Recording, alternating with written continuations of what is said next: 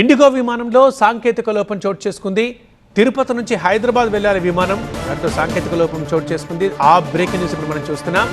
Take off అయిన వెంటనే ఏదో ప్రాబ్లం ఉన్నట్టుగా గుర్తించారు. దీంతో 45 నిమిషాల పాటు గాల్లోనే విమానం చక్కర్లు కొట్టింది.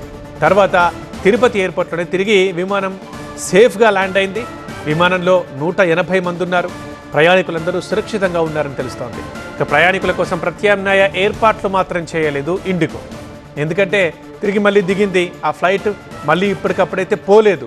మరి ఆల్టర్నేట్ ఏర్పాట్లు ఏంటి, అది మాత్రం చేయలేదు ఇండిగో. ఇప్పుడు తిరుపతి ఎయిర్పోర్ట్లో ప్రయాణికులు ఇబ్బందులు పడుతున్నారు. తిరుపతి నుంచి హైదరాబాద్ వెళ్లాల్సిన విమానంలో సాంకేతిక లోపం తలెత్తింది.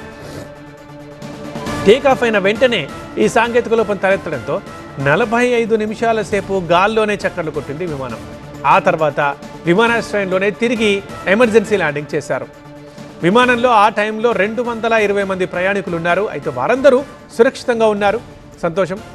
అయితే బాధ ఏంటంటే ఇక ఫ్లైట్ కిందికి దిగింది, మళ్ళీ ఇప్పుడు ఆ ఫ్లైట్లో వీళ్ళు వెళ్ళరాదు, బట్ మరి స్వస్థలానికి చేరుకోవాలి.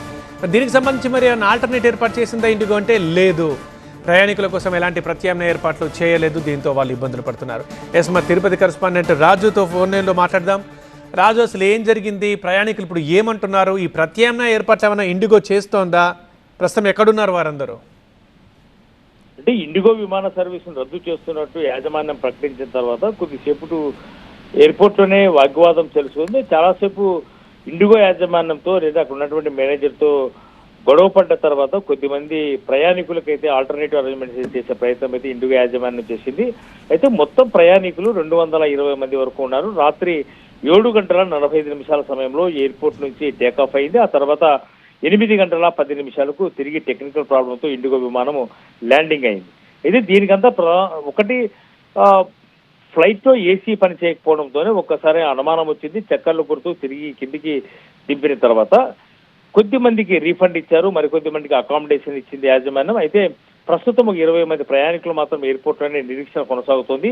రేపు ఉదయం ప్రయాణానికి కొద్ది మందికి అవకాశం కల్పిస్తూ ఇండిగో యాజమాన్యం ఆల్టర్నేటివ్ అరేంజ్మెంట్ చేసే పనులు అయితే ఉంది. అయితే ప్రమాద ఘటన మాత్రం అంటే ఊపిరి పీల్చుకునే ఘటన. ఎందుకంటే టేకాఫ్ అయిన తర్వాత దాదాపుగా 40 నిమిషాలకు పైగానే చక్కర్లు కొట్టిందంటే అందరూ కూడా భయాందోళనకు గురయ్యారు ప్రయాణికులు. అయితే సేఫ్ గానే తిరిగి ల్యాండ్ కావడంతో అందరూ కూడా ఊపిరి పీల్చుకున్న పరిస్థితి కనిపిస్తుంది. అయితే తరచూ ఇలాంటి ప్రమాదాలు లేదంటే ఇలాంటి ఘటనలు కొనసాగుతున్న పరిస్థితి. నిన్న కూడా ఈ అలియన్స్ ఎయిర్లైన్స్ కూడా ఉన్న పరంగానే ఎయిర్పోర్ట్లోనే అంటే టేకాఫ్ తీసుకునే సమయంలోనే క్యాన్సిల్ చేస్తూ రద్దు చేసిన పరిస్థితి కనిపిస్తుంది. అయితే ఇలా ప్రయాణికులకు ఇబ్బంది కలిగించే విధంగానే విమానాల రాకపోకలు మారడం పట్ల తీవ్ర ఆగ్రహం అయితే వ్యక్తమవుతున్న పరిస్థితి ప్రయాణికుల నుంచి వినిపిస్తుంది.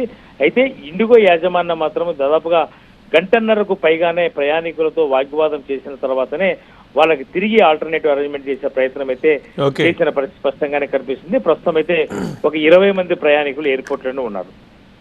రైట్ రాజు.